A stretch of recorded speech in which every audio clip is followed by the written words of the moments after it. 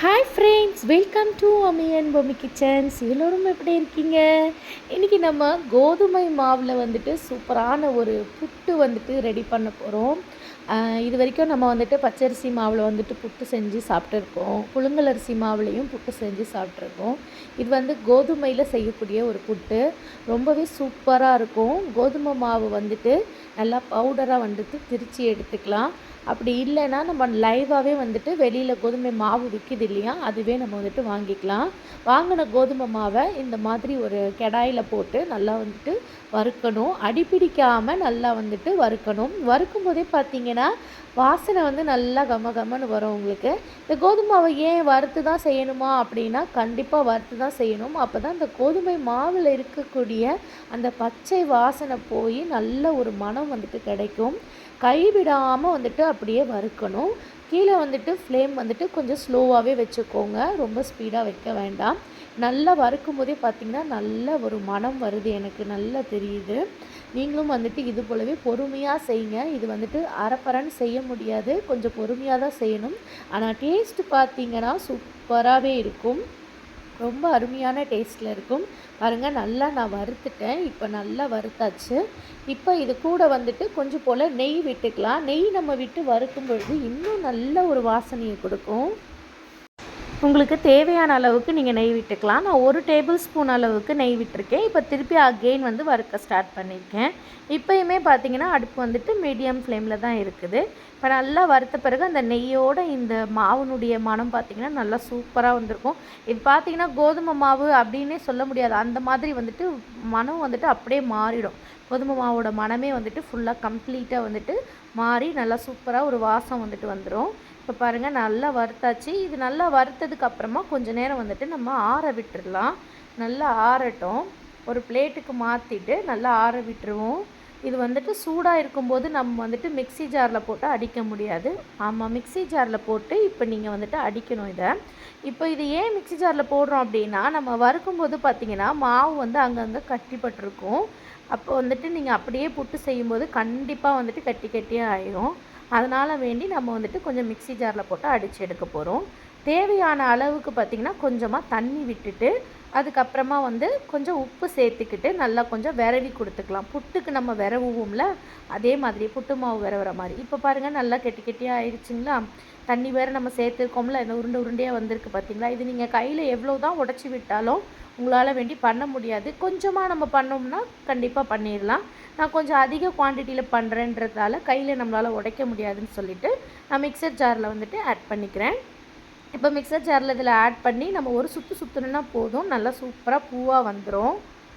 நார்மலான புட்டில் இருக்கக்கூடிய ஸ்ட்ரென்த்தை விட இந்த மாதிரி நம்ம கோதுமை மாவில் செஞ்சு சாப்பிடும்போது ரொம்பவே ஸ்ட்ரென்த்தாகவும் இருக்கும். உங்களுக்கு டேஸ்ட்டும் பார்த்திங்கன்னா வித்தியாசமாக இருக்கும். சாப்பிட்றதுக்கு ரொம்பவே பிடிக்கும். வாரத்தில் ஒரு நாள் நம்ம இந்த மாதிரி செஞ்சு சாப்பிடும் பொழுது ஒரு வெரைட்டியான ஒரு இது சாப்பிட்ற மாதிரியே இருக்கும். அதே டைமில் பசங்களும் வந்துட்டு கோதுமையில் நமக்கு செஞ்சுருக்கோன்னு தெரியாத அளவுக்கு நம்ம செஞ்சு கொடுப்போம். கண்டிப்பாக இது கோதுமை மாவு புட்டு தான் அப்படின்னு சொன்னால் நம்ப மாட்டாங்க. அந்த மாதிரி இருக்கும்னா பார்த்துக்கோங்களேன். உண்மையிலேயே நான் ட்ரை பண்ணுறதுக்கு முன்னாடி நினச்சேன், கோதுமை மாவில் எப்படி புட்டு செய்ய முடியும், செய்யலாமா அப்படின்ட்டு தான் யோசித்தேன். அதுக்கப்புறம் செஞ்சு தான் பார்ப்போமே என்ன தான் அப்படின்னு செஞ்சது. நான் உண்மைக்குமே ரொம்பவே நல்லா வந்துச்சு. இப்போ நம்ம வந்துட்டு புட்டு வந்து வேகிறதுக்காக வேண்டி ஒரு பாத்திரத்தில் தண்ணி பிடிச்சிட்டு அதுக்கு மேலே இந்த மாதிரி ஒரு பாத்திரத்தை வச்சு ஒரு துணியை வச்சு அதில் வந்து நம்ம அரைச்சி வச்ச அந்த மாவை வந்துட்டு கொட்ட போகிறோம். இப்போ மாவு பார்த்திங்கன்னா நல்லா நைஸாக இருக்குது பாருங்கள், சூப்பராக. இப்போ இதுவே பார்த்திங்கன்னா உங்களுக்கு வெந்ததுக்கு அப்புறமா வந்துட்டு கொஞ்சம் உருண்டை உருண்டையாக தான் இருக்கும். அது நம்ம முன்னாடியே வந்து அப்படியே போட்டிருந்தோம்னா இன்னும் ரொம்ப உருண்டைகள் வந்து அங்கங்கே இருக்கும். இதுவே பாருங்கள், நான் நல்லா உடச்சி விட்டு தான் வந்து போடுறேன். நம்ம மிக்சர் ஜாரில் போடும்போது இன்னும் கொஞ்சம் ஹீட் ஆகுது இல்லையா, ஸோ அதனால் அப்படி இருக்கும். இப்போ வந்து தேங்காவை கொஞ்சம் துருவி எடுத்துக்கிறேன். ஒரு அரை மூடி தேங்காய் எடுத்துருக்கேன்.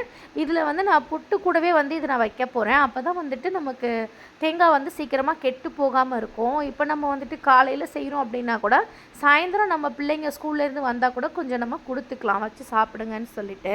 அது வரைக்கும் வந்து தேங்காய் வந்து கெட்டு போகாமல் இருக்கணும் அப்படிங்கிறதால நான் இந்த மாவு கூடவே வச்சு தேங்காவையும் அவிக்க போகிறேன். அப்போ தான் வந்து கெட்டு போகாமல் இருக்குது. ஒருவேளை நம்ம அப்படியே மேலாப்பில் போடுறோம்னா அப்பைக்கு நம்ம போட்டு சாப்பிட்டுக்கலாம்.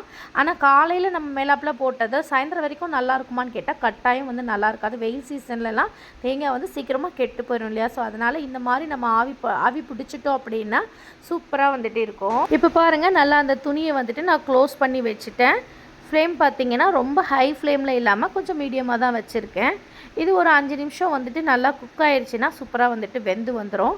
இதுக்கு மேலே வந்துட்டு ஒரு சொம்பில் வந்துட்டு தண்ணியோடு வந்து வச்சுருக்கேன், சும்மா தம் பண்ணுறதுக்காக வேண்டி. இப்போ பாருங்கள், ஒரு 5 நிமிஷத்துக்கு அப்புறமா நான் எடுத்து பார்க்குறேன் எப்படி நமக்கு வந்துட்டு புட்டு வந்திருக்குன்னு பாருங்கள். மேலே இருக்கக்கூடிய அந்த துணியை எடுக்கும்போதே பார்த்தீங்கன்னா நல்லா ஹீட் பட்டிருக்கு. அப்போவே தெரியுது நல்லா புட்டு வெந்துருச்சு. துணி வந்து இந்த மாதிரி வந்து புட்டுக்கு வந்து ஒட்டி இருக்குது அப்படின்னாலே வந்து நல்லா வெந்துருச்சுன்னு அர்த்தம். புட்டு பாருங்கள் நல்லா வந்து வெந்து வந்திருக்கு.